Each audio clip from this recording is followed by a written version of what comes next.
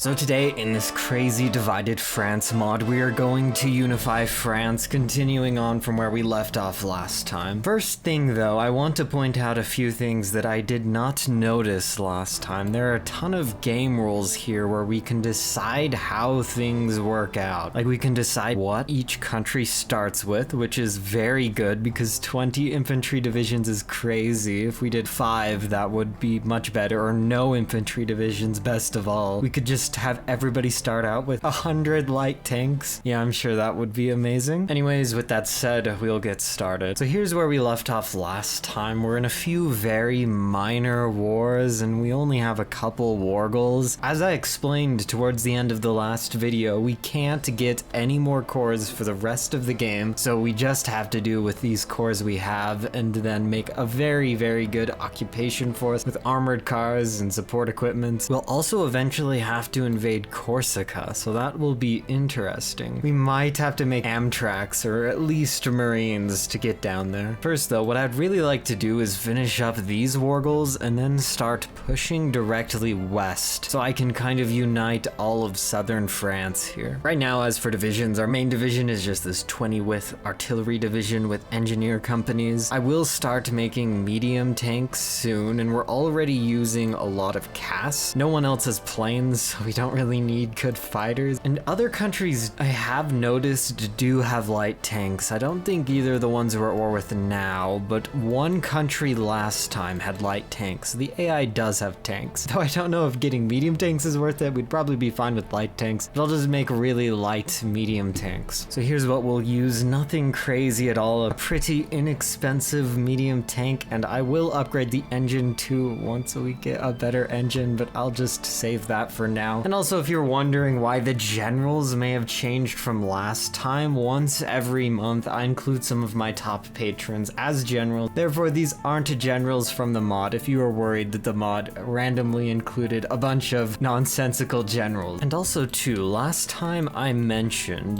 that one of the main problems in this mod is that when you capitulate a country in the middle game or late game, they've already been at war for so long with so many other countries that you never get enough war score, and then the AI that has the war score doesn't even annex them. They just liberate them as a new independent country like this, and then it takes forever for us to get a new war goal on them. To fix that, we're playing with player-led peace conferences this time, so that will not be an issue. Once a country is capitulated, they'll be gone forever, unless it's some random country up here that we're not at war with, then they will become independent, but we should get a new war goal by the time we go to war with them. And yeah, to maximize our effectiveness here too, we're going to start basically trying to declare war on almost every country that's around us. Anything to really make this faster. We will run into manpower issues eventually, but for now we should be okay. I will start putting more factories though on armored cars so we can maximize our occupation effectiveness as we continue to expand. Yeah, and we're finally starting to make some good progress here. A lot of the progress we're making has just been declaring on some of the countries that were pieced out with no one annexing them and had no divisions. And we have to be prepared too for random countries like this to just declare on us. A lot of countries that are on our border have war goals, so they could declare at any time, even though it would be a bad idea because they're all in a ton of different wars. It still can cause problems though. Usually more problems for them than us. Still, if we're not careful, we might somehow get capitulated. And this is kind of crazy too. It looks like Brittany might actually unify, so we might have to face off against another region and not just keep attacking these provinces. I don't know what they're called technically. And this general, he's a level 8 general by 1941. This shows you how much we've been fighting here. He's an infantry expert, fortress buster, improvisation expert, skilled staffer, adaptable. Yeah, this guy really is the hero. I guess cautious is kind of bad, but at least he's not going to be injured all the time. I also like how there's a resource extraction focus, even though there are actually no resources on the map anywhere that we could conquer. Though to be fair, later on in the focus tree we do get resources of our own, so I guess that's kind of okay, and I think the extraction will technically apply to them. But right now it's a bit funny. This is also why I didn't do this focus when I was only a province, because it would have actually just been useless. Wait a second.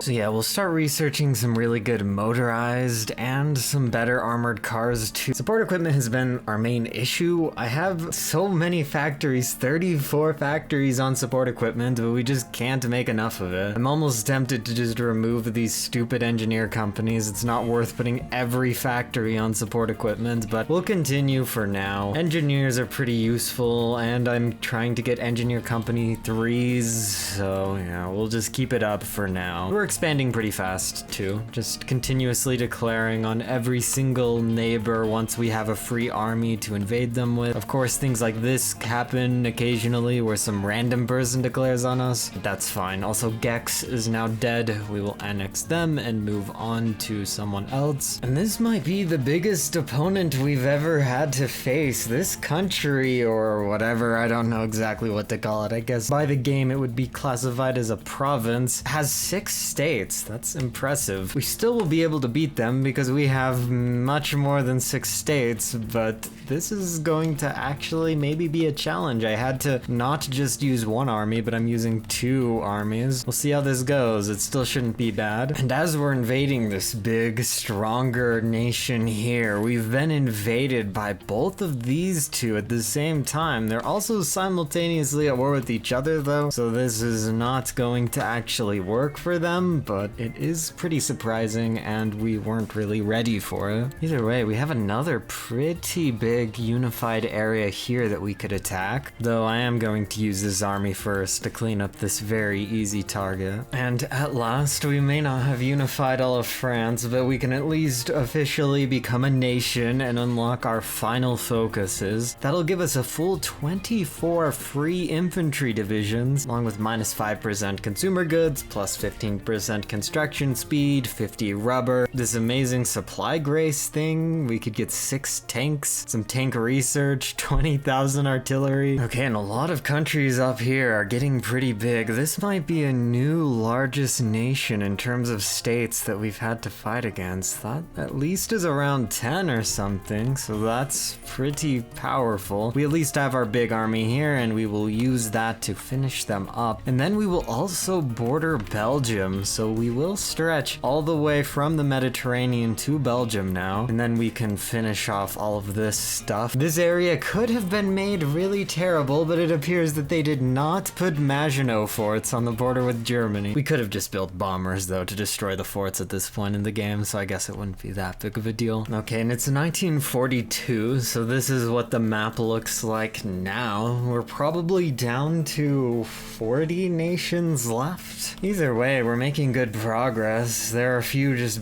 big countries that if we deal with, we will own a majority of France. There's still some of these areas though where there are a million countries. With victory up near Belgium, it's time to bring our massive army down to deal with another pretty unified country here. I don't think just 1 army will be able to cover this entire front, but they don't have that many divisions, so this isn't going to be terrible. Regardless, I'd rather be prepared and use our big army. Okay, we've unified a bit more. I would say we own about half of France now. We're declared on by this big country too. They seem pretty preoccupied though, so I'm not that worried. I guess I can just put 1 division on this province that's our mutual border. Going to attack Verizon. I and the E are kind of in the wrong place, but close enough. We also were declared on by this country, and we're having a very hard time cleaning up this country, even though there is no Maginot forts. These are mountains again, and this is becoming kind of slow. I'm sending some reinforcements over there, though. And we're finally back at Paris. They've also declared war on us. We'll ignore them for now as we deal with this other country, and then we will get to the capital. And here's how France looks like in 1943. We've yet to reach the Atlantic, but we've made a lot of progress. We've been kind of stuck here, but it looks like this fight might finally wrap up so we can finish getting the rest of Alsace-Lorraine area over here. Paris conflict is going well too. We should be able to get into Paris eventually. These divisions aren't the best, and I can finally bring some Cass over. And we'll just keep finishing up wars in the south, and things are pretty easy down here here. This seems to be the least problematic area of all the areas that we're trying to invade at the same time. Yeah, it looks like they capitulated, so we should be pretty close to being able to deal the finishing blow to Paris. Because after all, Paris might be Paris, but Paris is just as weak as everybody else, and I don't think they've annexed a single other state, so we don't really have to worry about them or give them any sort of special consideration. Kind of low on manpower though. I'm sure we can get a lot of manpower just by going off of military governor where we have a lot of compliance. And things are starting to get a lot better. As our compliance grows, we start getting more and more extra manpower. We could almost recruit another 1 or 2 armies to add to the tab down here. The thing is, when you have states that aren't cored, you can still get manpower from them if compliance gets high enough. And some of these areas are starting to get decently high on compliance, like 30% is pretty good. And we have enough armored cars now that our entire garrison unit is just armored cars, so that helps a lot with occupying, so we're not wasting a ton of manpower on it. Should actually be able to finish this maybe before 1945. 1945 is my goal. If we can get it before 1945, that'll be crazy. And with a lot of CAS over here and overwhelming force, we might finally take all of these states around Paris. This is just a terrible area to go through, but I think we're finally going to break in. And finally, despite not having any special powers, Paris definitely held on for longer than anybody else in a long time. Paris, though, is now finally ours. It's not special, though, at all. It doesn't have a greater population than anywhere else. It doesn't have any extra factories than anywhere else, but